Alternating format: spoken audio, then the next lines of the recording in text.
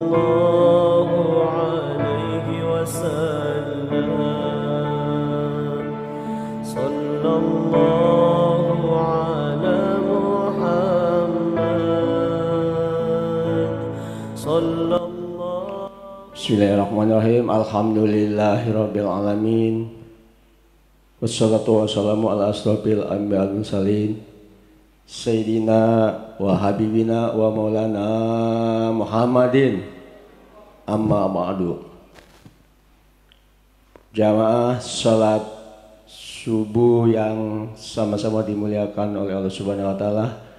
Puji syukur kita panjatkan kepada Allah Subhanahu wa taala yang sudah memberikan bermacam-macam nikmat, khususnya nikmat iman dan nikmat Islam serta nikmat sehat walafiat, sehingga sampai saat ini kita masih diberi kesempatan untuk memenuhi kewajiban kita sebagai kaum muslimin dan muslimat, yaitu melaksanakan pertama sholat subuh secara berjamaah dan dilanjutkan dengan kajian rutin kita yang insya Allah akan disampaikan oleh guru kita.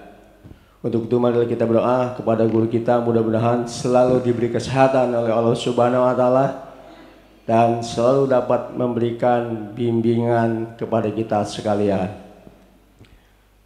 Para jamaah sekalian, bapak-bapak dan ibu sekalian, sebelumnya marilah kita bacakan surah Al-Fatihah. Khususnya kita tujukan kepada orang-orang tua kita yang sudah tiada dan juga guru-guru kita serta kaum muslimin dan muslimat yang sudah tiada. Mudah-mudahan Allah berikan ampunan dan juga diterima amal ibadahnya dan ditempatkan di tempat yang terbaik oleh Allah Subhanahu wa taala. Ila hadi Nabi Mustafa Rasulillah sallallahu alaihi wasallam. Sayyidul Fatihah. A'udzubillahi minasyaitonirrajim. Bismillahirrahmanirrahim. Alhamdulillahirabbil alamin arrahmanirrahim maliki yaumiddin. Iyyaka na'budu wa iyyaka nasta'in ihdinas siratal mustaqim siratal ladzina an'amta 'alaihim ghairil maghdubi 'alaihim waladdallin. Para jamaah, bapak-bapak dan ibu-ibu sekalian, marilah sama-sama kita dengarkan dengan ikhlas dan khusyuk. Mudah-mudahan dengan keikhlasan kita mendapatkan pahala dari Allah Subhanahu wa taala. Untuk itu marilah kita dengarkan pelajaran yang insya Allah akan pembahasan hadis Arba'in Al-Nawawi yang insya Allah akan disampaikan oleh guru kita Al-Habib Syafiq bin Ali Cida Ali Ridho. Untuk itu kita dengarkan bersama-sama. Shallu ala Muhammad.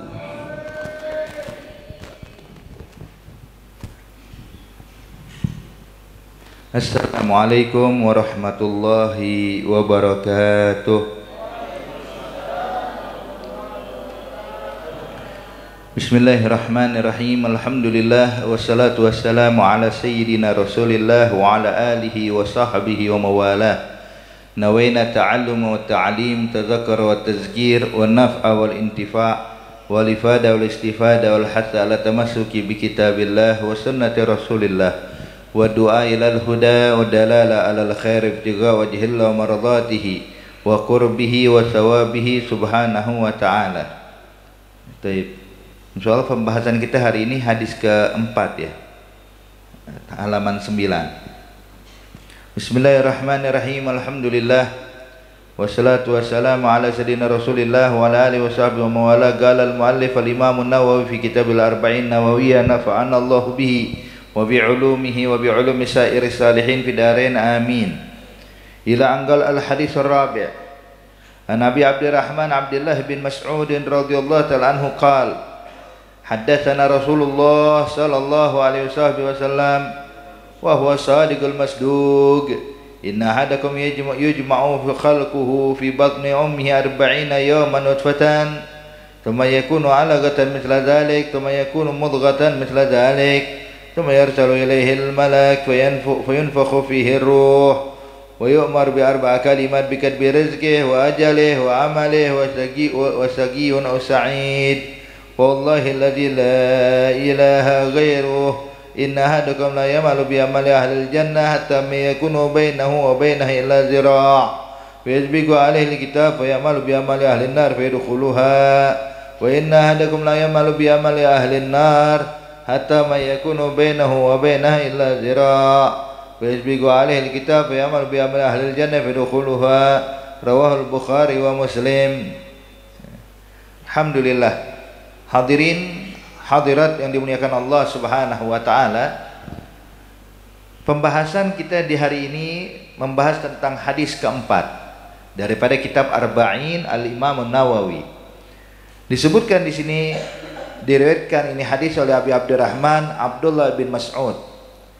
Abdullah bin Mas'ud adalah sahabat Nabi yang dekat, bahkan dia termasuk as-sabiqun al-awwalun. Ya, termasuk orang-orang yang pertama kali memeluk Islam. Hadza Abdullah bin Mas'ud.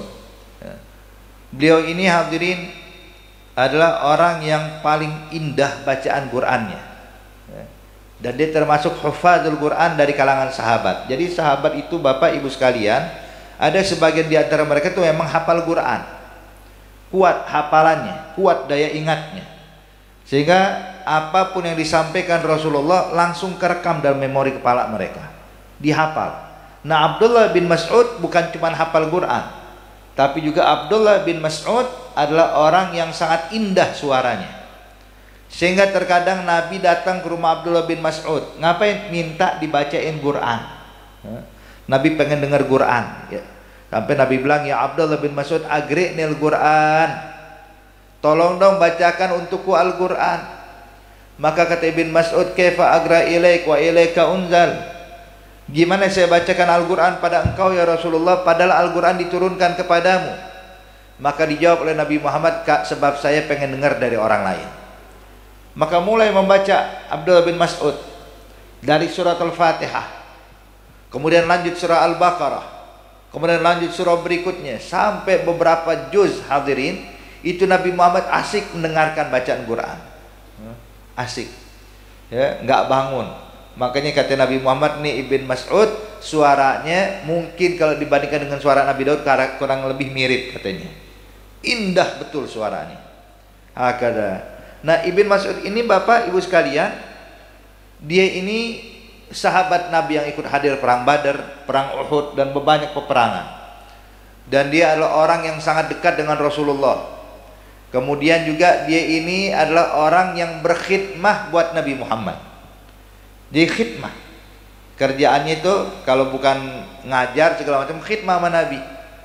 Nabi kemana pergi, dia ikut sama Rasulullah. Ngapain? Untuk megangin sendalnya Nabi.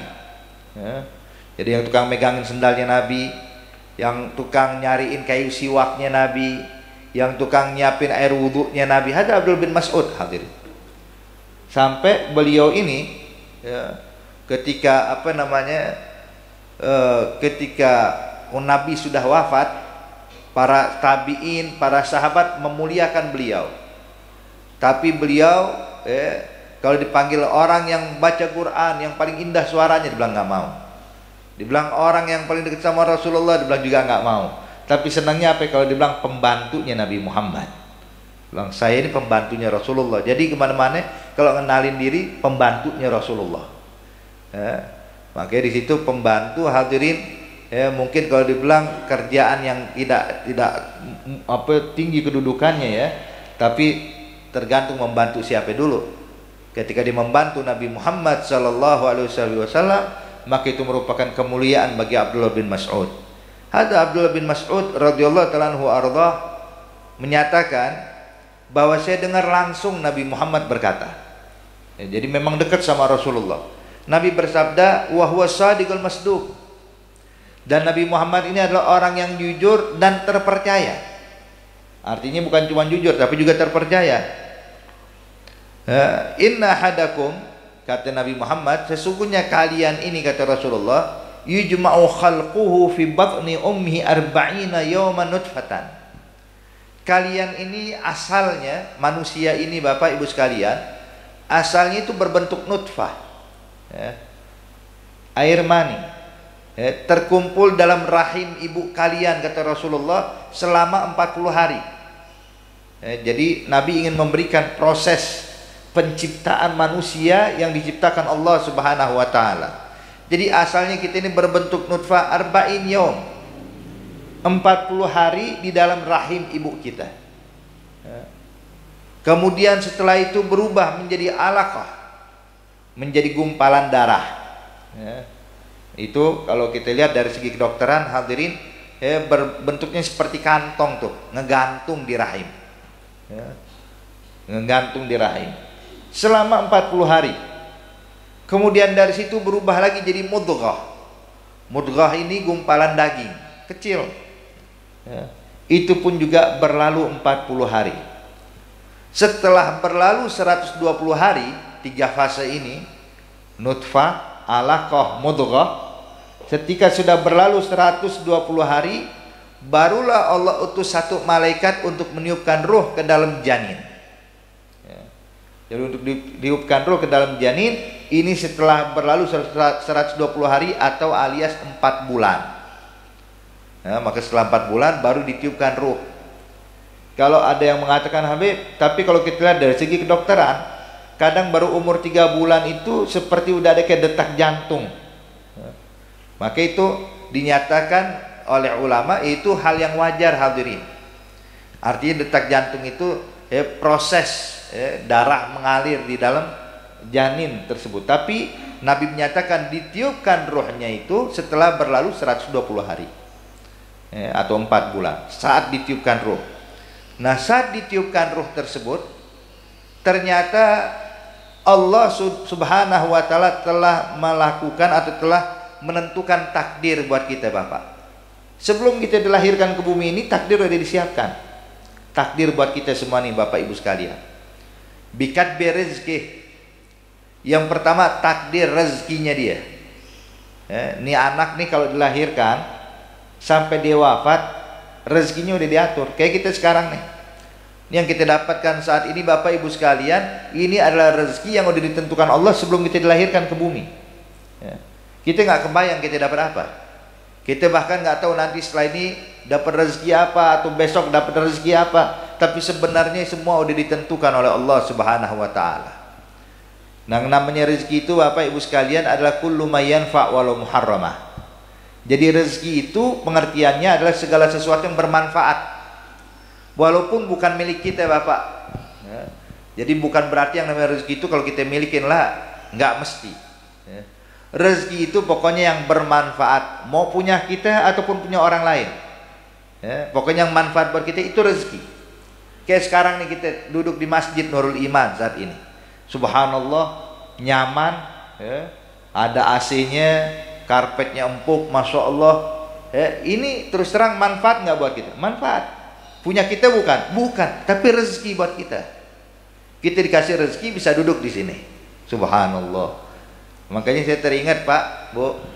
Jadi saya pernah mengisi di salah satu di daerah mana, daerah dekat Menteng sana. Orang masya Allah hartawan.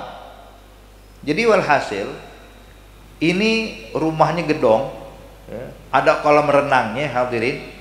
Cuman yang tinggal di situ siapa? Semuanya pembantunya, asisten rumah tangga. Dia beserta keluarga di Jepang. Jadi kita datang ke situ tuh, jadi yang pemilik rumah tuh datang sebulan sekali atau 3 bulan sekali. Kadang kita majelis di situ ya sama asisten rumah tangga semuanya. Tuannya yang mana? Tuannya lagi di Jepang sama keluarga, anak istrinya tinggal di Jepang.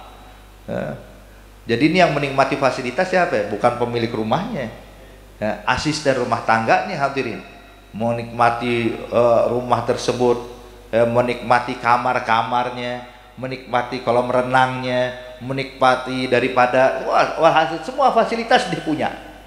Tapi subhanallah, ini menunjukkan pada kita yang namanya rezeki itu adalah yang bermanfaat walaupun bukan milik kita. Nah, tuannya di Jepang belum tentu punya rumah kayak begini hadirin. Ya, mungkin cuma rumah kayak apa namanya kayak apartemen begitu, tapi di sini ada kolam renang pribadinya, ada segala macam, luas rumahnya. Wah, kata. Makanya lihat, Allah aturkan rezeki, ya, rezeki kita nih. Dan orang tidak akan meninggal sebelum suapan terakhirnya masuk ke mulutnya. Jadi semua udah ada aturan rezekinya hadirin. Dan kalau orang berusaha ingin mengejar rezeki, kalau bukan ditakdirkan sama Allah nggak bakal dapat. Maka dinyatakan oleh ulama, alladzi li ghairik lam yasil ilaik walladzi gusim lak hasilun ladaik. Rezeki itu Bapak Ibu sekalian, kalau bukan punya kita, kalau Allah tidak takdirkan buat kita, walaupun kita berusaha mengejarnya siang malam, banting tulang, peras keringat, wah semua kita kerahkan, tapi kalau bukan takdir dari Allah buat kita, nggak bakal dapat. Nggak bakal dapat. Berusaha nih semaksimal mungkin percuma. Ya. Banyak orang nih kadang-kadang Bapak Ibu sekalian siang malam wah hasil dia ngejar duit terus. Ya. Nyari dunia, kejar rezeki. Cuman subhanallah rezeki nggak bisa dikejar. Makanya alladzi gusim lak hasilun ladaik waladzi li ghairik lam yasil ilaik. Kalau rezeki buat orang lain tetapnya jatuhnya ke tangan orang lain bukan ke kita. Ya. Waladzi gusimlak hasilun ladek. Tapi kalau rezeki yang udah diaturkan Allah buat kita pasti datang pada kita. Walaupun seluruh dunia berusaha menghadangnya, walaupun orang-orang berusaha menghalangi, tetap kalau rezeki kita bakal datang, bakal datang. Ini teringat ada satu kisah hadirin hadirat yang dimuliakan Allah. Ada dua orang nih sahabat. Yang satu pekerja keras, rajin. Yang satu pemalas kelas berat. Pengangguran kelas kakap. Ya. Jadi kerjaannya cuma ngukur kasur terus, ya, tidur mulu. Ya. Jadi walhasil ini temen yang pekerja keras gergetan, ini temen saya tidur mulu di rumah, nggak kerja wala nyari duit, mau dapat rezeki dari mana coba. Ya.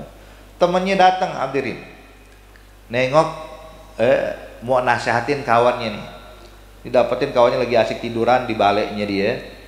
Temannya bilang, "Gol, ya fulan, ayo gom, stagil, ayo bangun kerja dong, usaha dong, biar dapat rezeki dari Allah." Maka temannya ini berkata, "Ya kalau emang rezeki bakal datang dengan sendirinya, gak usah dicari. Kalau emang rezeki saya bakal datang." Dia bilang, "Nah betul rezeki bakal datang, cuman kan perlu bergerak. Ya, inna fil harakah barokah. Kalau bergerak ada berkahnya, bergerak dong ente." Bilang udah deh nanti aja, nanti insya Allah anda bakal kerja nanti, sekarang bukan waktunya. Temannya berusaha semaksimal mungkin nasehatin, nggak dengar nasihat. Akhirnya sudah dibilang kita buktikan aja siapa dapat rezeki, saya yang bergerak apa yang tiduran katanya. Kata temannya, ya monggo silahkan ente mau cari duit, tapi kalau rezekinya anda bakal datang dengan sendiri ke sini. Akhirnya keluar dari rumah temannya bu, ya. Kebetulan tetangga temannya ini ya, lagi panen apel, ya, punya kebun apel lagi panen. Ngelihat orang lewat, dia bilang, "Fulan, gak lebih, mau apel nggak?" Dia bilang mau. Ya, dipetikin apel yang besar hadirin dilempar. Ya, ini temen yang menerima tuh pekerja keras dapat apel gitu. Wah lihat tuh, aneh baru keluar rumah sebentar doang udah dapat apel. Ya, ini temen aneh mesti ada nasihatin, balik lagi ke rumah temennya pak. Lihat temennya masih asik tiduran, ditimpuk pakai apel. Ya, makan tuh apel katanya. Temennya waktu ditimpuk tuh apel, diambil dimakan, disuruh makan dia dimakan sama dia. Terus temennya berusaha nasihatin, sekarang ente lihat, ya, siapa yang dapat rezeki? Saya baru keluar rumah udah dapat apel, ente di sini ngapain? Kata temennya, tunggu dulu. Ya. Yang dapat rezeki apel tuh yang bawain apel apa yang makan apel katanya. Yang makan, oh iya juga katanya. Tuh dia. Cuman bukan ngajarin malas Bapak Ibu sekalian, intinya rezeki itu walaupun kita berusaha semaksimal mungkin nggak bakal kita dapatkan kecuali dengan apa yang udah ditakdirkan Allah. Nah, makanya di situ rezeki itu segala sesuatu manfaat, baik punya kita ataupun bukan punya kita, baik kita bergerak ataupun tidak bergerak, semua udah diatur. Makanya hadirin hadirat yang dimuliakan Allah, lihat anak-anak kecil, bayi ketika menyusu dari ibunya, hadirin, itu rezekinya dia. Ya. Jadi udah diaturkan nih rezekinya, siapa yang nyusuin nih anak, siapa yang beliin susu buat nih anak, siapa yang beliin pakaian buat nih anak, semua tuh diatur. Terkadang bukan orang tuanya, orang lain hadirin, Tapi inilah aturan dari Allah Subhanahu wa taala. Makanya subhanallah, kalau kita saksikan nih segala sesuatu dari rezeki yang dibagikan Allah, kita bakal melihat keagungan Allah, betapa mulianya Allah. Ya. Mengatur sedemikian rupa buat kita, bukan satu orang, Bu. Seluruh makhluk. Bukan cuma manusia, hewan rezekinya diatur sama Allah. Wa kullu min dabbatin fil ard illa 'alallahi rizquha. Segala sesuatu makhluk yang melata di muka bumi ini, itu rezekinya udah diatur sama Allah. Hakada. Makanya di sini jangan sampai kita nih disuruh bekerja, berusaha betul, ya, mencari nafkah betul, kewajiban kita hadirin. Cuman jangan sampai ambisi kita, usaha kita mengejar dunia hingga kita melupakan akhirat kita. Ngejar nyari rezeki cuman dengan cara meninggalkan ibadah, ini salah. Ya. Yang ngasih rezeki Allah, bukan pekerjaan kita. Maka berusahalah bekerja, kemudian ibadah jangan ditinggal. Ini kadang kalau kita lihat orang nyari rezeki, Bu, Pak, sampai ninggalin sholat, oh ini salah nih. Ya. Kalau ada rezeki juga nggak bakal berkah, ya. Nggak bakal berkah. Makanya di situ cari rezeki. Ya. Rezeki yang halal itu udah ditentukan Allah, atau rezeki itu udah ditentukan Allah dari sebelum kita dilahirkan ke muka bumi ini. Kemudian tadi kita dijelaskan rezeki itu ada yang halal, ada yang haram. Ya. Rezeki yang halal yang mana kita cari nafkah dengan cara baik, dengan cara benar, sesuai hukum, itu halal. Tapi juga ada rezeki yang haram. Ya. Kayak orang main judi menang, dapat rezeki nggak? Rezeki, tapi haram. Lagi jalan lihat dompet di jalanan, ya, wah rezeki nih. Dompet orang diembat juga sama dia, rezeki tapi haram. Nah, kita diperintahkan untuk cari rezeki yang halal, ya, bukan rezeki yang haram. Ya ayyuhalladzina amanu kulu minat thayyibati ma razaqnakum, kata Allah. Hai orang-orang yang beriman, makanlah rezeki yang halal yang kami berikan pada kalian. Tuh lihat. Jadi jangan makan rezeki yang haram. Kemudian yang berikutnya hadirin, hadirat dimuliakan Allah Subhanahu wa taala, bikatbi ajalih, ajal. Kapan kita wafat? Di mana kita wafat? Pada saat apa kita wafat? Dalam keadaan apa kita wafat? Itu semua udah diatur sama Allah. Jadi walaupun orang ada berusaha, Bapak Ibu sekalian, menjaga pola hidupnya, menjaga kesehatannya, berusaha menjauh dari kematian, biar gimana bisa sehat, sakit dikit minum obat, sakit dikit minum obat, dia olahraga terus, tapi tetap yang namanya kematian itu hadirin, yang ngatur bukan kita tapi Allah. Allah yang ngatur. Makanya ada orang, Bapak Ibu sekalian, badannya sehat hari ini, tahu besok meninggal. Ada orang sakit di bertahun-tahun masih hidup aja sampai sekarang. Ya, subhanallah. Ya. Ini menunjukkan bukan karena sehat atau karena sakit orang meninggal, bukan, tapi menunjukkan siapa yang menentukannya, Allah. Ya. Maka sekarang tugas kita adalah, ya, berusahalah meninggal dalam keadaan yang baik. Makanya Allah ingatkan kepada kita, ya ayyuhalladzina amanu taqullaha haqqa tuqatih wa la tamutunna illa wa antum muslimun. Perintah dari Allah, jangan sampai kalian meninggal kecuali dalam keadaan Islam, berpegang teguh pada agama. Maka tugas kita hadirin, jaga nih agama, jaga ini iman. Maka subhanallah hadirin, ya, sesungguhnya seseorang bakal meninggal itu sesuai keadaan dia hidup bagaimana. Ya mutul mar'u ala ma'asha alaih. Seseorang bakal meninggal sesuai bagaimana gaya hidupnya. Kalau hidupnya rajin ibadah, insya Allah meninggalnya lagi ibadah. Ya. Kalau masa hidupnya adalah orang yang gemar hadir majelis, meninggalnya pun juga dalam keadaan seperti itu hadirin. Tapi sebaliknya, kalau kehidupannya masa hidupnya dia suka maksiat, suka melanggar perintah Allah, na'udzubillah min dzalik, meninggalnya pun juga dalam keadaan kayak gitu, na'udzubillah min dzalik. Jadi intinya ajalnya udah ditentukan. Ya. Berapa usia kita, di mana kita wafat, semuanya tuh. Itu malaikat Israel, Bu, ya, udah punya catatan kita nih. Ya. Nama kita, muka kita udah dikenalin. Ya. Itu dalam riwayat hadis, Bu, itu malaikat Israel tiap hari nih nengokin muka kita sehari 20 kali. Ya. Bawa buku catatan, lihat muka kita. Oh, ini dia orangnya. Ya. Ntar pergi Sejam berikutnya balik lagi, pastiin lagi, oh dia nih orangnya nih. Sehari semalam 20 kali, bayangin hadirin. Ya. Ini kita nggak tahu, dilihatin terus sama malaikat Israel muka kita. Ya Allah, insya Allah meninggal kita husnul khatimah.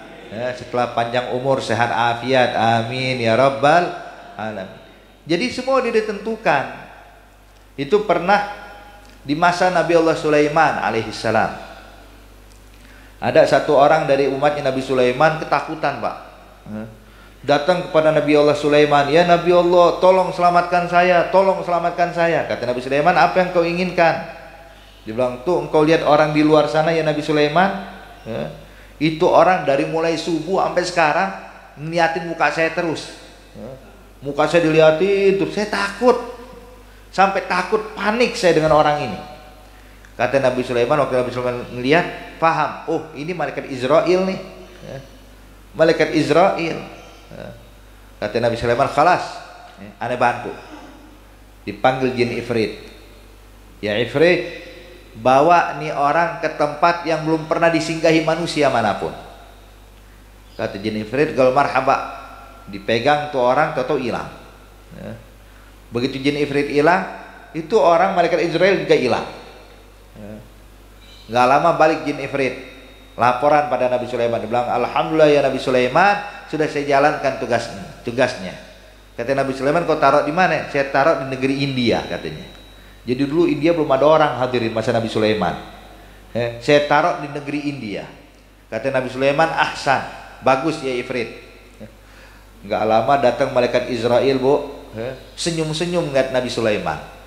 Datang pada Nabi Sulaiman, bilang, jazakallahu khair ya Sulaiman, makasih banyak ya Nabi Sulaiman.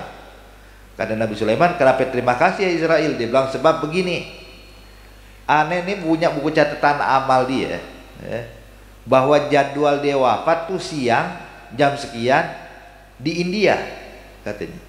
Aneh bingung kok, ini sekarang jam 10, jam 11 masih sama ente di Palestina, ini kapan pindah ke Indianya nih, katanya. Masa iya catatan salah, katanya. Allah aturkan, saya cuma jalanin tugas doang. Tertulis dia meninggalnya bukan di sini tapi di India, tapi kok setengah jam yang lalu masih di sini. Makanya heran, ini bener nggak nih orang? Makanya liatin terus dari mulai subuh. Masa iya dia orangnya nih? Tapi subhanallah, begitu kau pindahkan ke India, tepat catatannya. Subhanallah, so lihat. Mau kabur kemana kita Bapak Ibu sekalian? Allah ditentukan dan Allah nyatakan dalam Al-Quran, Qul innal maut alladzi tafiruna minhu fa innahu mulaqikum. Katakan kepada umatmu ya Rasulullah, kematian itu yang mana kita berusaha lari darinya, tetap mati bakal datang. Bakal datang. Dan ingat, kematian gak ngejar kita, Bu, tapi kita yang menghampiri kematian kita. Makanya Allah bilang dalam Al-Quran bukan mulhiqukum, tapi Allah bilang mulaqikum. Kalimat mulaqi artinya berjumpa. Jadi kita yang datang menghampiri kematian, bukan kematian ngejar dari belakang, bukan. Makanya malaikat Israel bingung, nih orang di India kok ada di sini. Akhirnya subhanallah, begitu ke India, wah benar berarti itu. Jadi kita yang datang pada kematian. Hakadha. Makanya hadirin hadirat yang dimuliakan Allah, ajal kematian itu sudah pasti bagi kita semuanya. Kullu nafsin dha'iqatul maut. Nah, tugas kita ini, kematian sudah diatur, tinggal ayo jaga kehidupan kita benar-benar. Kita pengen meninggal dunia dalam keadaan yang diridhoi oleh Allah. Gimana caranya? Ibadah, taat, jangan maksiat, lakukan kebaikan kepada Allah, berusahalah meninggal dalam keadaan husnul khatimah. Sebab hadirin hadirat yang dimuliakan Allah, ya, itu para aulia, para salihin, orang-orang yang dekat dengan Allah Subhanahu wa taala, mereka itu benar-benar berusaha semaksimal mungkin bisa meninggal dalam keadaan husnul khatimah. Sampai ada yang mengatakan, kalau seandainya nih dia lagi sakit di kamar, kalau seandainya saya ditawarkan dua pilihan, meninggal di atas kasur dalam keadaan husnul khatimah, atau meninggal di luar kamar dalam keadaan mati syahid di jalan Allah, artinya mati syahid tentunya para syuhada kedudukannya lebih tinggi, Pak, dibandingkan orang yang cuma meninggal husnul khatimah. Dia bilang, kalau saya dikasih pilihan meninggal di atas kasur dalam keadaan husnul khatimah atau di luar kamar dalam keadaan mati syahid di jalan Allah, maka saya pilih meninggal di atas kasur. dalam keadaan husnul khatimah. Kenapa? Sebab saya nggak tahu waktu saya bangun dari kasur menuju pintu itu niat aneh berubah apa enggak. Kalau ujungnya mati saya cuma niatnya berubah, ya percuma, mendingan di atas kasur matinya husnul khatimah. Pernah ada satu orang minas salihin lagi keadaan sakit keras, fi maradil maut. Sahabatnya jenguk. Maka waktu sahabatnya jenguk, dia bilang sama sahabatnya nih, "Bang ya fulan, gak baik. Aneh harap nanti kalau aneh lagi sakaratul maut, ente tolong duduk di samping saya ya. Tolong duduk di samping saya. Tolong liatin saya meninggalnya gimana. Kalau saya berhasil meninggal dalam keadaan husnul khatimah, dalam keadaan mengucapkan kalimat tauhid, maka di bawah bantal saya ini ada duit.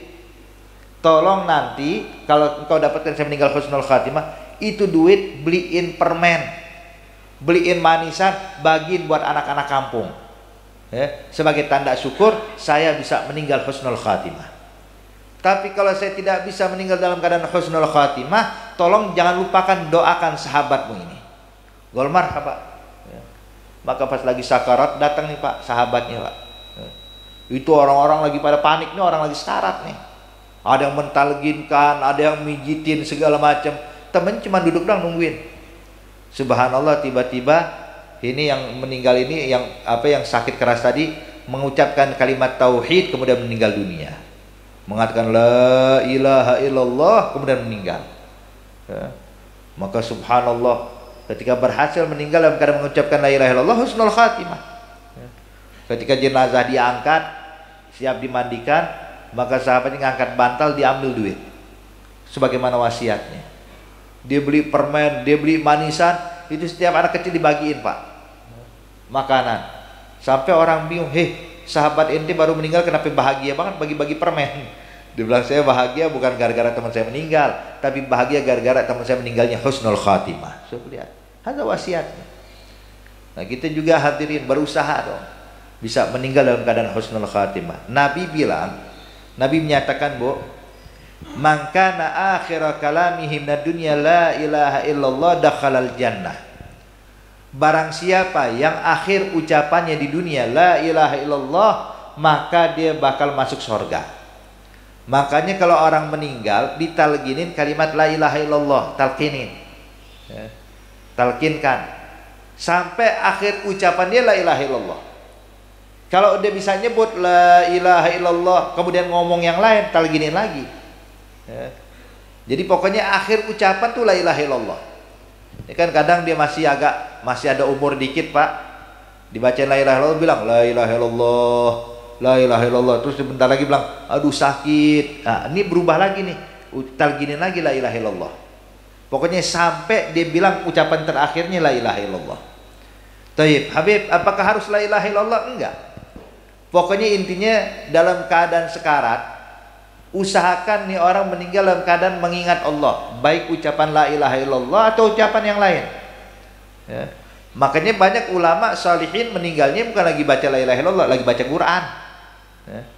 Ada yang meninggalnya lagi khutbah Jumat, ada yang meninggalnya lagi sujud subhana rabbiyal a'la wa bihamdih. Ada yang meninggalnya lagi ini dan itu. Jadi bukan syarat Bapak Ibu sekalian harus la ilaha illallah lah.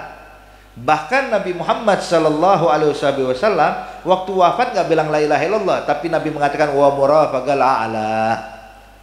Murafaqatul a'la, ingin berjumpa dengan Allah. Cukup. Lalu kenapa kayak Nabi bilangnya, Nabi bersabda, ucapannya ucapan la ilaha illallah. Maka na akhir kalamihim na dunya la ilaha illallah dakhalal jannah. Maka di sini ada hikmahnya, Bu, Pak. Kenapa Nabi pilih kalimat zikir la ilaha illallah? Kan bisa dengan zikir yang lain. Ternyata zikir la ilaha illallah adalah ucapan yang paling mudah disebutkan. Paling mudah disebutkan, khususnya buat orang yang lagi sekarat. Lagi sekarat. Kenapa kok paling mudah, Beb? Sebab ucapan la ilaha illallah bisa diucapkan tanpa harus menggerakkan bibir, hadirin. Beda dengan zikir lain. Kalau zikir lain harus digerakin bibir. Alhamdulillah, subhanallah. Tapi kalau la ilaha illallah, la ilaha illallah, walaupun nggak bergerak bisa. Orang kalau lagi sekarat, mau menggerakkan anggota tubuhnya, bibirnya susah digerakin. Maka di situ Nabi mengatakan, barang siapa mengatakan la ilaha illallah dakhalal jannah. Mengucapkan akhir ucapannya la ilaha illallah, kenapa? Paling mudah diucapkan bagi orang lagi sekarat. Nah, makanya juga disunahkan Bapak Ibu sekalian, kalau kita dapatkan orang lagi sekarat, yang mentalkinkan la ilaha illallah bukan anaknya. Ini jangan biar berkah deh, biar abah terakhir dengar suara saya la ilaha illallah. Jangan, makruh. Sunnahnya yang talginkan la ilaha illallah orang lain, hadirin. Kenapa? Sebab orang kalau lagi sekarat bawaannya sensitif. Kalau anak yang talginin akhirnya pikirannya, oh ini pengen abah cepat meninggal ya. Akhirnya nggak mau ngucapin dia. Jangan. Makanya sunnahnya orang lain. Udah gitu orang lain yang mentalginkan, ingat talqin bukan perintah. Bukan cepetan bilang, cepetan ayo ngomong, ayo ucapin. Jangan ngomong kayak cukup bilang ya la ilaha illallah, la ilaha illallah, bimbing aja sampai dia bilang la ilaha illallah. Udah bilang la ilaha illallah, diam udah. Kita sibukin, udah biarin. Bacain Yasin, bacain surah Ar-Ra'd biar cepat meninggal. Yang penting ucapan terakhirnya la ilaha illallah. Tapi kalau dia ngomong lagi sesuatu, talginin lagi. Pokoknya jadikan akhir ucapannya la ilaha illallah. Wahakadha. Jadi ini yang kedua ajal, udah ditentukan Allah. Yang ketiga amal, perbuatan dia semasa hidup dalam dunia. Ini kita duduk sekarang nih Bu, ini adalah yang sudah ditakdirkan saat kita masih di dalam perut ibu kita nih. Ini perkumpulan kita nih sekarang nih. Kumpulnya kita di Masjid Nurul Iman, sholat subuh berjamaah, kita hadir majelis sampai sekarang nih. Ini sesuai dengan apa yang sudah ditakdirkan Allah. Cuman kita nggak tahu nih. Arti semua perbuatan kita, bahkan yang bakal kita lakukan setelah ini, itu juga udah ditakdirkan. Semua gerak-gerik kita, hadirin. Bicaranya kita, diamnya kita, ibadahnya kita, tidak ibadahnya kita, semuanya itu semua sudah ditakdirkan Allah. Coba lihat. Jadi kita mau lari kemana? Semua udah digarisin sama Allah, udah ditakdirkan sama Allah. Nah, cuman tugas kita bukan berarti wah kalau gitu udah Beb, aneh nunggu aja deh nggak usah sholat. Sebab nggak tahu takdir Allah, mungkin saya nggak sholat. Bukan. Kita tetap berusaha. Cuman yang berlaku dengan apa yang udah ditakdirkan Allah. Sebab kita nggak tahu apa takdir kita setelah ini. Maka berusahalah untuk mendapatkan takdir yang baik. Insya Allah kita dapat takdir yang baik terus dari Allah. Hadir majelis, ibadah, senang baca Quran, tahajud, wahakadha. Jadi semua perbuatan kita, Allah nyatakan dalam Al-Quran, wallahu khalaqakum wa ma ta'malun. Allah yang menciptakan kalian dan juga perbuatan kalian. Kita nih semuanya nih yang kita lakukan sudah digariskan Allah, sudah ditakdirkan Allah, perbuatan kita. Dan kemudian yang terakhir, wasyaqiyun aw sa'id. Syaqi aw sa'id. Menjadi orang yang celaka atau orang yang bahagia di akhirat, itu pun juga udah digariskan Allah. Udah digariskan Allah. Makanya hadirin, cuman bukan berarti kita ini cuman nunggu takdir doang, jangan. Makanya kata Sayyidina Ali bin Abi Thalib karamallahu wajhah, dia bilang kalau orang bicara takdir, membahas takdir, mendalami tentang masalah takdir, ini kayak orang yang nggak bisa berenang nyebur ke dasar lautan, hadirin, nyelam. Yang ada semakin dalam didalamin terus, nggak nimbul-nimbul, nggak nimbul-nimbul. Yang ada makin tenggelam. Begitu juga orang kalau bahas tentang takdir. Ini takdir saya setelah ini apa ya? Kira-kira ngapain saya? Ini yang kayak begini Pak, ujung-ujungnya gila nih orang. Kenapa? Nggak bakal ketemu. Sebab bukan dalam genggaman kita, bukan kita yang mengatur, tapi Allah yang mengaturnya. Hakadha. Makanya jalanin aja udah. Kita ibadah, taat, dan selalu minta pada Allah agar kita selalu ditakdirkan yang baik-baik terus. Makanya kita diajarkan Bu, Pak, setiap habis sholat 5 waktu, setiap habis sholat fardu, baca zikirnya Allahumma a'inni ala zikrik wa syukrik wa husni ibadatik. Minta sama Allah, ya Allah bantuin saya biar bisa selalu mengingatmu, biar bisa mengamalkan ibadah sebaik-baik kepadamu, biar bisa bersyukur kepada engkau. Minta sama Allah, sebab memang ini aturan Allah. Jadi mintanya kepada Allah. Kemudian yang berikutnya hadirin, Ya, celaka atau binasanya seseorang atau bahagia seseorang itu juga ditakdirkan. Ya, ditakdirkan. Makanya kita Pak, ditentukan nih orang celaka atau bahagia di akhirat tergantung akhir hayatnya bagaimana. Artinya kalau dia meninggal husnul khatimah sa'id. Tapi kalau meninggal su'ul khatimah syaqi, orang yang celaka. Maka kita dianjurkan selalu minta doa sama Allah untuk apa ya, bisa meninggal dalam keadaan husnul khatimah. Itu kata ulama, barang siapa yang mengamalkan bacaan ya Allah biha, ya Allah biha, ya Allah bi husnul khatimah setiap malam 3 kali, insya Allah dicatat orang yang meninggalnya husnul khatimah. Ya Allah biha, ya Allah biha, ya Allah bi husnul khatimah. Dibaca 3 kali. Taib. Kemudian Nabi bersabda, "Fa wallahi, demi Allah, alladzi la ilaha ghairuh, yang tidak Tuhan selainnya. Inna ahadakum."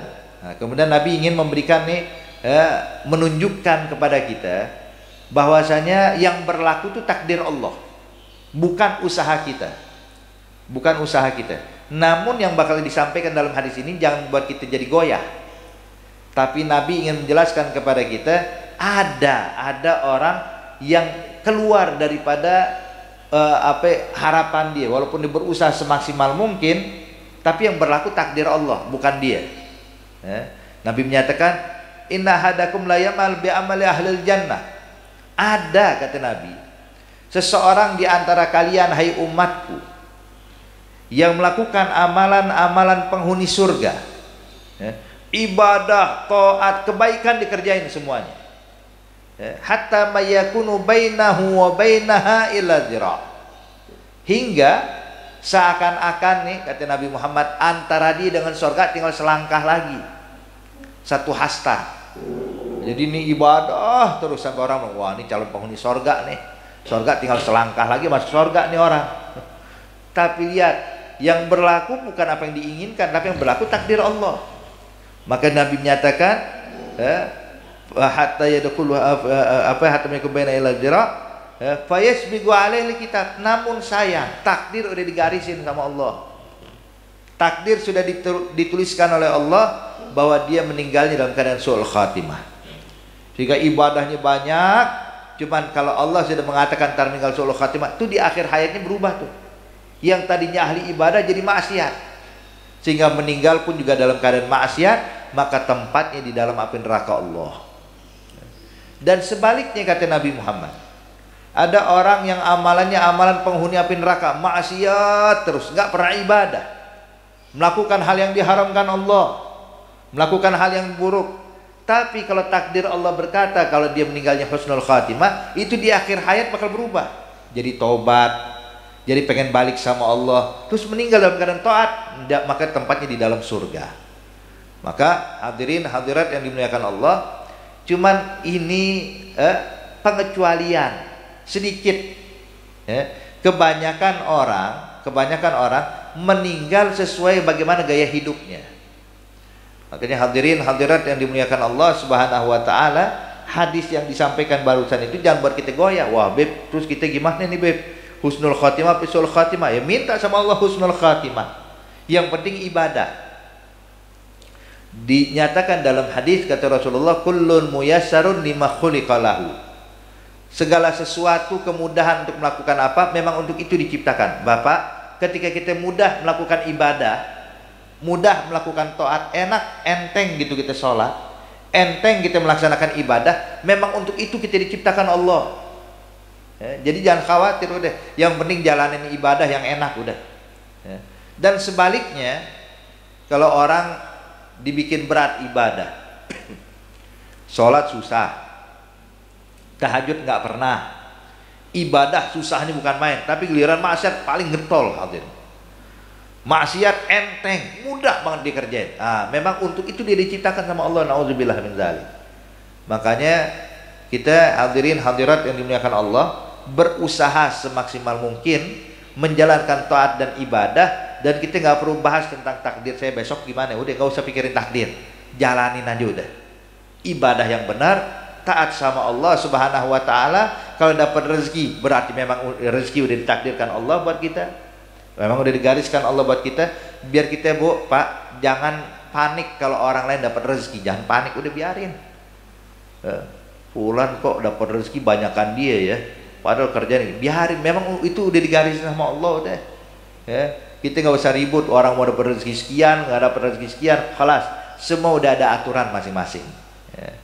Jadi insya Allah hadirin hadirat, ini hadis yang kita baca barusan nih, itu bisa bisa mengingatkan kepada kita bahwasanya semua yang ada pada diri kita dan di sekitar kita itu udah ditentukan Allah.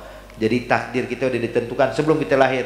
Rezeki kita, ajal kita, amal kita, beruntung atau binasanya kita di akhirat, itu udah digariskan Allah. Insya Allah Allah berikan yang terbaik buat kita. Kita dicatat orang-orang yang dapat keberkahan fid dunya wal barzah wal akhirah, meninggal pun juga dalam keadaan husnul khatimah. Amin ya rabbal alamin. Oke, sampai sini. Kalau ada punya pertanyaan silahkan sebelum saya tutup. Fadhol.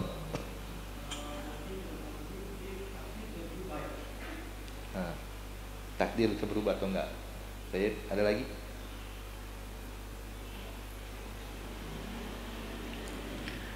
Takdir apakah bisa berubah atau enggak? Hadirin hadirat yang dimuliakan Allah. Takdir ini ada dua macam. Ya. Ada takdir mubram, ada takdir ghairu mubram. Takdir mubram ini Bapak Ibu sekalian adalah takdir yang tahu hanya Allah. Ya. Fi ilmillah, arti dalam ilmunya Allah. Ada takdir ghairu mubram. Takdir ghairu mubram itu yang tadi dicatat tuh. Dicatat oleh malaikat. Malaikat tugasnya cuma nyatat di Lauhil Mahfuz, di ini segala macam. Cuman berubah atau enggak berubah itu Allah yang atur. Jadi contoh gini, ya, seperti saya kalau bilang kepada anak-anak saya, masalah awas ya, yang melakukan ini ntar abah hukum. Ya, abah udah kasih keputusan, pokoknya kalau pulang telat abah hukum. Ya, abah hukum. Tapi anak kita telat. Kita ini ucapan Pak, saya bilang hukum, apakah harus kita laksanakan? Kadang bisa kita laksanakan, kadang enggak. Kadang dalam hati kita cuma gertak doang. Ya.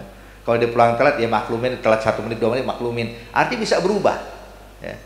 Nah, padahal hukuman yang ditentukan, ketentuan, pokoknya pulang telat semenit aja abah hukum. Nah, begitu juga dengan Allah Subhanahu wa Ta'ala. Jadi takdir yang ghairu mubram itu yang dicatat hadirin oleh malaikat di Lauhil Mahfuz. Kemudian dicatat oleh malaikat di dalam tadi tulisan takdir kita. Tapi takdir mubram itu hanya Allah yang tahu. Ya. Nah, apa bedanya mubram dengan ghairu mubram? Kalau mubram itu nggak berubah, nggak bakal berubah. Tapi yang ghairu mubram masih mungkin berubah. Ya. Masih mungkin berubah. Kalau Allah menghendaki berubah, berubah. Ya. Tapi yang mubram itu nggak bakal berubah. Makanya di sini hadirin kita nggak tahu nih sekarang nih. Ya, kita dapat rezeki ini mubram atau ghairu mubram, itu hanya Allah yang tahu. Hatta malaikat nggak tahu. Contoh kata Allah, malaikat tambahin rezekinya. Ya malaikat jangan kasih rezekinya. Itu haknya Allah. Ya, berarti yang setelah dikasih ketentuan itu yang mubram. Ya. Tapi selagi belum diberikan itu yang masih belum tahu mubram kah atau ghairu mubram. Jelas ya. Makanya kita dianjur ayo minta panjang umur, minta ini ya. Kalau ghairu mubram bisa berubah. Tapi kalau dia mubram, walaupun kita doa sepanjang tahun nggak bakal berubah. Ya. Makanya di situ antara mubram dengan ghairu mubram ya. Ada lagi? Silahkan. Waalaikumsalam. Marhaba.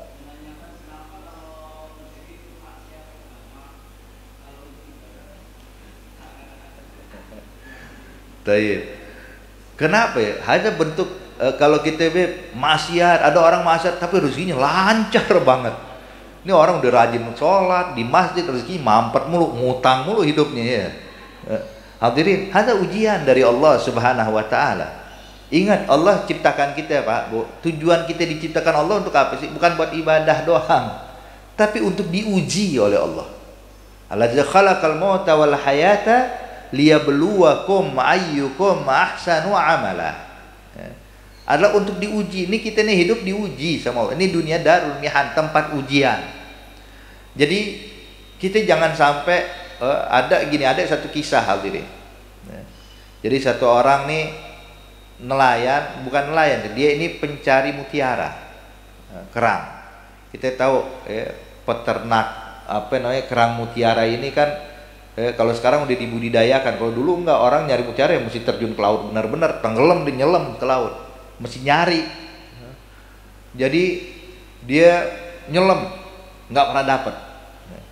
Akhirnya datang ke gurunya bilang, ente kalau mau nyelam nyari mutiara baca bismillah dulu, insya Allah Allah gampangin rezeki. Dengar ucapan guru, berangkat dia ke laut. Waktu mau lompat baca bismillah, bismillahirrahmanirrahim, masuk tangan kosong, keluar nggak dapat apa-apa. Aduh, ini ustadz saya salah apa enggak nih? Bang, coba lagi, bismillahirrahmanirrahim, nyelam lagi, kagak dapat apa-apa. Sampai berulang kali baca bismillah, hasilnya nihil, Bu. Bilang, coba deh, ada ganti, jangan bismillah, bismi syaiton aja udah. Dengan nama syaiton yang terkutuk, nyelam dapat mutiara gede kayak begini, hadirin. So, lihat ujian dari Allah. Wah, katanya guru saya baca bismillah dapat mutiara, ini anak baca nama syaiton yang dapat mutiara katanya. Akhirnya dia mikir-mikir, syaiton musuh Allah terkutuk, ini mutiara rezeki dari Allah, anak nggak mau nerima rezeki dari syaiton. Maka dibuang lagi ke laut sama dia. Kemudian dia lompat lagi baca bismillah, bismillahirrahmanirrahim, dia nyelam dapat yang lebih gede dari tadi. So, lihat, menunjukkan di sini hadirin, jadi Allah pengen nguji kita, pengen ngetes kita. Makanya jangan kita anggap Bapak Ibu sekalian, kalau seandainya ada orang maksiat dikasih rezeki baik, tahu nggak? Itu kadang Allah ini sengaja ngasih dia lebih, hadirin, biar nanti makin jauh hukuman makin berat di akhirat. Allah tidak muhmil, walakin Allah mumhil. Tahu mumhil bedanya sama muhmil sama mumhil? Kalau dalam bahasa Arab, kalau muhmil lalai, nggak peduli, ihmal. Tapi kalau mumhil, tidak lalai, dia tahu, cuma dikasih waktu, biarin dulu. Makanya Allah nyatakan dalam Al-Quran, amhilhum ruwaida, amhilhum, saya kasih waktu buat mereka, ayo deh lakukan semuanya ente, biar nanti di akhir hukuman makin berat. Makanya di situ hadirin, kalau dengan cara yang haram kita dapatkan rezeki, atau rezeki yang haram hadirin, terus terang walaupun banyak seperti apa, nggak berkah. Tapi rezeki yang halal walaupun sedikit berkah. Dan ingat, kebahagiaan itu Bapak Ibu sekalian, kita harus rubah mindset kita. Kebahagiaan itu bukan karena banyaknya harta, kebahagiaan itu bukan karena tingginya jabatan, bukan. Tapi kebahagiaan itu ketika kita bisa dapat keberkahan dari Allah, ada bahagia. Nih saya ingat Pak, ada apa namanya yang cerita sama saya. Dia ini di perusahaan ini punya jabatan tinggi, manajer. Dia punya bawahan tuh di perusahaan, dia jadi manajer di salah satu perusahaan. Tentunya hartanya masya Allah, rezekinya masya Allah, gajinya besar. Dia apa namanya sekali waktu dia bawa keluarganya untuk nengokin orang tuanya di kampung. Mudik lah, ibaratnya kayak mudik begitu. Dia bawa istrinya, dia bawa anak-anaknya ke rumah orang tuanya di kampung. Rumahnya bukan rumah gedong Pak, rumah biasa. Bapaknya ini kerjaannya ngajar di apa namanya sekolah dasar Islam, ibaratnya ngajar di madrasah ibtidaiyah lah, madrasah ibtidaiyah kampung. Abahnya itu kalau ngajar dari rumah ke tempat sekolah tersebut nggak naik motor, naik sepeda. Dia waktu itu ikut nih sama abahnya, waktu datang kata abahnya, nak mau ikut nggak, abah mau ngajar nih di madrasah. Ikut deh, karena kangen sama abahnya udah lama, ikut sama abahnya. Diperhatiin orang tuanya ngajar, anak-anak kecil semuanya. Habis ngajar, abahnya bilang, ayo sebelum kita pulang, kita ke sungai dulu. Ngapain? Mancing ikan dulu sono. Itu kata dia, saya lihat tuh abah saya mancing bukan di pinggir, tapi turun ke sungai sampai setengah pinggang, mancingnya. Saya lihatin abahannya nih, asik. Habis dapat ikan berapa ekor, waktunya sholat, dia naik ke pinggiran, sholat dulu bareng kita. Itu pakaian yang basah diganti, dia bawa sarung gantian. Sholat kita berjamaah di pinggir sungai. Selepas itu ikan yang dibawa tuh hasil pancingan, ikan dibawa pulang Pak Bu. Itu ikan sebagian dikasih tetangga, sebagian disuruh istrinya masak. Nih ibunya dia, udah masak nih, ada dapat ikan, alhamdulillah. Nih sang ibu lagi masak, sang bapak karena capek, ya, habis melakukan aktivitas tadi tuh, tidur di atas balik yang terbuat dari rotan, tidur ya, sambil ngorok. Ya. Sampai nih anaknya lihat, ya Allah enak banget hidupnya. Ya. Saya punya jabatan manajer, gaji saya besar, rumah saya mewah, punya kendaraan mobil dan lain-lainnya, tapi nggak pernah tidur senyenyak ini nih. Ya. Yang ada kita kerja, ya Allah mikirin, waduh ada masalah lagi, ada masalah, sampai nggak bisa tidur, sampai kurang tidur. Tapi ini lihat kerjaan dia sederhana banget, tapi dia menikmati, hadirin. Ya, menikmati. Maka di situ saya sadar bahwasanya kebahagiaan itu bukan dari uang, ya, tapi ketika Allah kasih berkah kayak begini nih. Makanya hadirin hadirat yang dimuliakan Allah, kita sering dapetin orang-orang tua kita dulu, ya, kehidupannya terus terang mungkin jauh lebih sulit dibandingkan kita, tapi nggak pernah ngeluh, hidupnya bahagia terus. Senyum, nggak mikir apa. Tapi kalau orang zaman sekarang gaji dia besar, tapi tetap aja ngeluh terus ya. Maka di sini hadirin hadirat, jadi orang yang bermaksiat dapat rezeki, biarin. Memang mungkin dia lagi diuji sama Allah. Terus terang kalau kita dikasih kayak begitu, kita mungkin nggak bakal mau. Yang ada makin jauh dari Allah Subhanahu wa Ta'ala. Dan jangan kita beranggapan hadirin hadirat, kalau rezeki itu kadang merupakan hadiah lah, kadang merupakan hukuman loh, ya. Hukuman dari Allah, ya. Makanya orang kadang nih nganggap hukuman tuh kalau sakit, wah lagi diuji nih lah. Kekayaan pun juga ujian, kesehatan pun juga ujian. Kalau ujiannya karena sakit, karena miskin, ini banyak yang lulus bu, banyak yang lulus. Ingat sama Allah, lagi susah tahajud nggak tinggal, lagi susah, wah doa sampai nangis-nangis. Coba kalau lagi senang, subuhnya jam 8 ntar, sekarang masih molor dia. Jadi intinya kalau ujiannya itu kekayaan, ujiannya itu kesehatan, itu jarang yang lulus, jarang yang lulus. Tapi kalau ujiannya kesulitan, banyak yang lulus. Ini pernah hadirin juga terjadi di zaman Nabi Allah Musa alaihissalam. Nabi Musa bilang, ya Nabi Musa, saya bingung. Ya. Ini ada orang ahli maksiat kok, tapi masya Allah ya, rumahnya mewah, pengikutnya banyak, segala macam. Kata Nabi Musa, enggak. Kalau orang maksiat pasti dihukum sama Allah. Ya. Tapi kalau orang rajin ibadah, insya Allah dia mendapatkan kemuliaan dari Allah. Tapi anehnya nih yang ahli maksiat tiap hari makin bertambah kekayaannya. Sampai sekali waktu datang nih sang ahli maksiat ketemu Nabi Musa. Dia bilang, ya Nabi Musa, ente bilang orang yang maksiat sama Allah bakal dihukum sama Allah, dibikin susah hidupnya. Kata Nabi Musa, betul. Tapi aneh enggak kok. Saya enggak pernah ibadah, saya selalu maksiat, tapi kekayaan saya bertambah terus tuh. Saya makin bahagia, pengikut saya makin banyak. Mana hukuman Allah buat saya? Nabi Musa diginiin, bingung hadirin. Ayo deh, bingung jawab apa nih? Sebab benar juga kok hidupnya makin bahagia. Maka Nabi Musa bertanya langsung sama Allah, ya Rabb, bagaimana ini? Maka Allah katakan kepada Nabi Musa, ya Musa, sesungguhnya aku telah memberikan dia hukuman, cuman dia nggak sadar kalau itu hukuman dariku. Dia bilang, apa itu hukuman dari engkau ya Allah?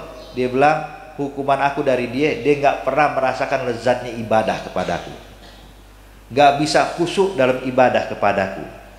Ya. Makanya hadirin, terkadang kita nih yang penting sholat deh, yang penting ibadah lah, cari khusyuk, cari biar kita merasakan lezatnya ibadah. Sebab khawatirnya kita nggak ngerasain lezatnya ibadah, ternyata itu hukuman dari Allah. Nah coba bayangin, makanya saya bilang tadi, kalau ujiannya kesulitan, banyak yang lulus. Orang kalau lagi susah jadi pengen nangis mulu sama Allah ya, ngadu terus sama Allah, ya Rob susah nih, ya Allah bantu saya. Tapi coba kalau lagi diuji dengan kekayaan, ada yang doa sama Allah? Enggak. Ya. Tahajud lupa, ibadah lupa, kenapa? Senang hidupnya. Tapi kalau bikin susah, bakal balik sama Allah. Makanya di situ hadirin, yakinilah bahwa semua yang ada pada diri kita ini, kekayaan, kesulitan, kebahagiaan, semuanya itu bentuk ujian dari Allah. Jangan lupa, mau senang ingat Allah, mau susah ingat Allah. Hakadha. Jelas insya Allah ya. Ada lagi? Silakan Ibu.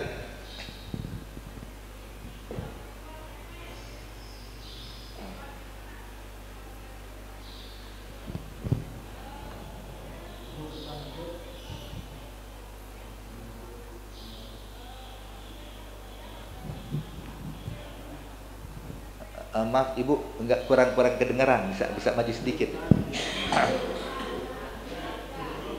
Sebab memahami soal itu setengah jawaban. Kalau kita nggak paham soalnya nggak bisa jawab. Tar. Silakan.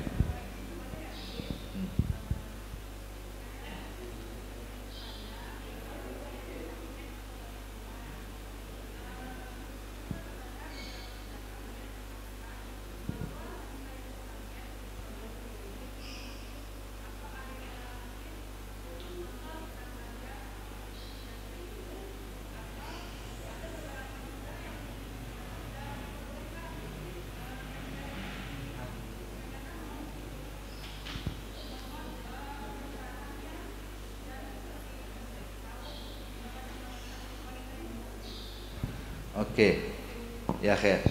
Jadi wanita yang dalam keadaan haid atau lagi halangan itu, jadi haid dan nifas sama tuh, haid dan nifas itu dinyatakan diharamkan atas 11 perkara. Atas 11 perkara. Salat dilarang, tawaf dilarang, kemudian juga membaca Al-Quran dilarang, ya. Membawa Al-Quran dilarang. Kemudian juga yang berikutnya adalah i'tikaf, berdiam diri dalam masjid. Bukan i'tikaf ya, masuk ke dalam masjid, berdiam diri dalam masjid itu dilarang. Ya.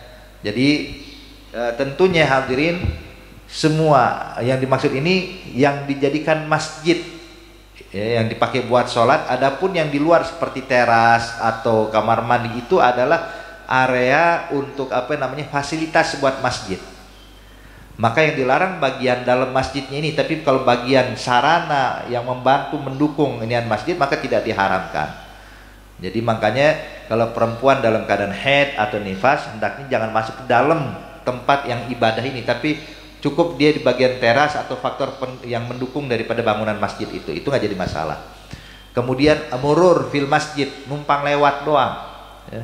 Masuk dari pintu sini, keluar dari pintu sini, ya. Cuma mau nyebrang doang hadirin, ya. Ini kalau khawatir bisa mengotori masjid dengan darah yang keluar, itu hukumnya haram. Tapi kalau dia yakin beb nggak bakal keluar, dia udah pakai pengamannya, pakai pembalutnya, jadi aman, nggak bakal netes darahnya, maka ini hukumnya makruh. Kalau beb ngapain juga mesti nyebrang doang, kan muter aja bisa. Iya kalau kita bicara Masjid Nurul Iman Pak, tapi kalau Masjid Haram Mekah mau muter jauh banget. Jadi dulu orang kalau pengen di Mekah itu, kalau dia pengen pergi ke sana tuh kadang nyebrang lewat masjid tuh, nyebrang. Makanya dibahas oleh ulama nyebrang masjid dari pintu sini keluar dari pintu berikutnya. Kemudian yang berikutnya yang diharamkan bagi perempuan dalam keadaan haid adalah at-talaq, diceraikan. Jadi suami menceraikan istri dalam keadaan haid hukumnya haram. Ya, hukumnya haram. Kita tahu selalu dinyatakan bahwa cerai itu adalah perkara yang halal tapi dibenci oleh Allah. Akrahul halal at-talaq. Perkara halal yang paling dibenci oleh Allah perceraian. Iya, itu kalau menceraikan dalam keadaan suci. Tapi kalau menceraikan dalam keadaan haid hukumnya haram. Ya, menceraikan dalam keadaan haid hukumnya haram. Kemudian juga yang berikutnya beribadah, ya, melakukan taharah dengan niat ibadah seperti wudhu, ya, atau mandi sunnah, ya, itu haram dalam keadaan haid. Kecuali dua. Mandi sunnah yang dihalalkan bagi wanita haid ada dua. Apa itu? Setelah memandikan jenazah. Jadi kan kita kadang kalau habis mandiin jenazah sunnah mandi bu. Jadi kalau ada perempuan yang biasa mandiin jenazah, dia habis mandiin jenazah dia sunnah mandi. Walaupun dalam keadaan haid sunnah, tidak haram. Yang kedua mandi hari raya. Jadi pada Idul Fitri, Idul Adha, ibu-ibu bagi kaum wanita yang lagi haid nggak apa-apa mandi, tetap sunnah. Sebab itu pengecualian. Tapi kalau mandi selain dua hal ini hukumnya haram. Ya, selain dua hal itu hukumnya haram. Jadi tadi sholat, tawaf, memegang Al-Quran, membawa Al-Quran, membaca Al-Quran dengan niat qiraatul Quran, kemudian juga berdiam diri dalam masjid, numpang lewat dari masjid, kemudian juga masuk dari tolak, kemudian juga toharoh dengan niat ibadah. Yang berikutnya adalah istimta ma baina syara wa rukbah. Ini untuk hubungan suami istri. Ya, itu hendaknya kalau wanita istri dalam keadaan haid maka nggak boleh disentuh antara pusar dengan lututnya.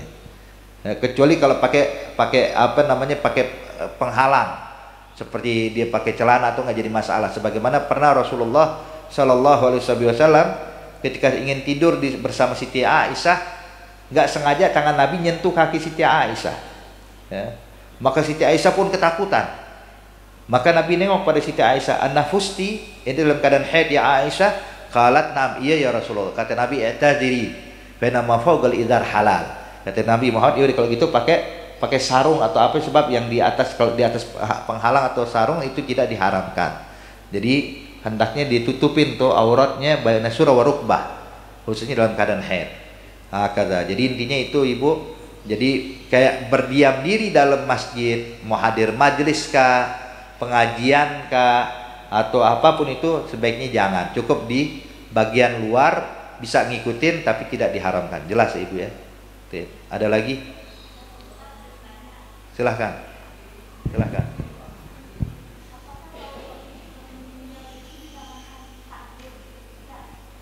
Kalau suaminya? Iya. Semuanya hadirin yang kita hadapin, yang kita rasakan dalam kehidupan ini itu udah ditakdirkan Allah. Suaminya meninggal, takdir Allah, ya takdir dari Allah.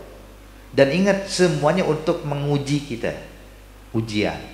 Makanya saya bilang bahagianya kita, sedihnya kita, senangnya kita, susahnya kita itu bentuk ujian dari Allah. Untuk apa? Ayyukum ahsanu amala, mana yang terbaik di antara kalian. Makanya Bu, Pak, Nabi Muhammad ngalamin ujian lebih berat dibandingkan ujian kita. Tapi Nabi berikan contoh buat kita. Nabi waktu lahir ayahnya udah meninggal, nggak pernah ketemu abahnya. Waktu usia 6 tahun, ini Nabi baru duduk sama ibunya baru 2 tahun. Sebab 4 tahun diasuh oleh Halimatus Sa'diyah.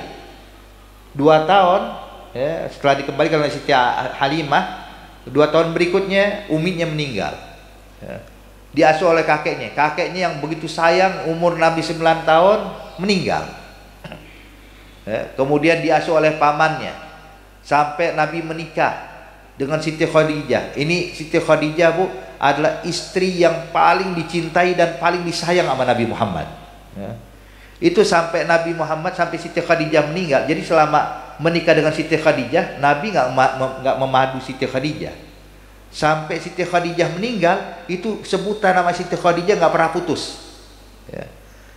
Sampai Nabi waktu balik ke Mekah, ya, pada tahun 7 Hijriah tuh, umroh pertama Rasulullah itu para sahabat bilang, "Ya Rasulullah mau tinggal di Mekah?" Kata Nabi enggak. Ya, diriin tendaannya di Hajun. Kenapa di Hajun? Sebab di situ kuburan Siti Khadijah. Ya. Tuh lihat, kalau berbicara orang paling romantis Nabi Muhammad. Ya. Tinggal di Hajun tuh di tenda tenda depannya kuburan Siti Khadijah. Ya. Pas pada saat Fathul Mekah, Nabi juga bilang Nabi mau tinggal di Mekah, enggak, di Hajun. Tendaannya di Hajun. Di Ma'lah. Terus pada saat Nabi Hajjatul Wada, haji perpisahan nih sebelum meninggal, ditanya lagi Nabi tuh di Mekah ada rumah tempat gelak, diriin tendaannya di Hajun. Ya. Nggak mau lepas dari Siti Khadijah. Ya. Kemudian juga Nabi tuh kadang kalau dicerita tentang Siti Khadijah luar biasa, sampai Siti Aisyah cemburu. Siti Aisyah nih cemburu. Dia bilang, "Ya Fatimah, terus terang aneh cemburu sama uminya ente." Walaupun udah meninggal yang disebut istri umi ente terus, kapan kita disebut-sebut sama Nabi katanya. Sebab selalu cerita tentang Siti Khadijah. Wah kata. Jadi intinya wafatnya keluarga kita, suami atau istri, orang tua, anak, itu adalah sesuatu yang udah ditakdirkan Allah buat kita dan bentuk ujian dari Allah buat kita. Ya, ujian. Insya Allah Allah berikan yang terbaik buat kita semuanya. Ya, cukup? Apa ada lagi yang nanya? Cukup ya. Ya khair. Al-Fatihah bil qabul semua amal ala hadhihi niyya kullu niyatin salihah wa ila hadratin Nabi Muhammadin sallallahu alaihi wasallam. Al-Fatihah.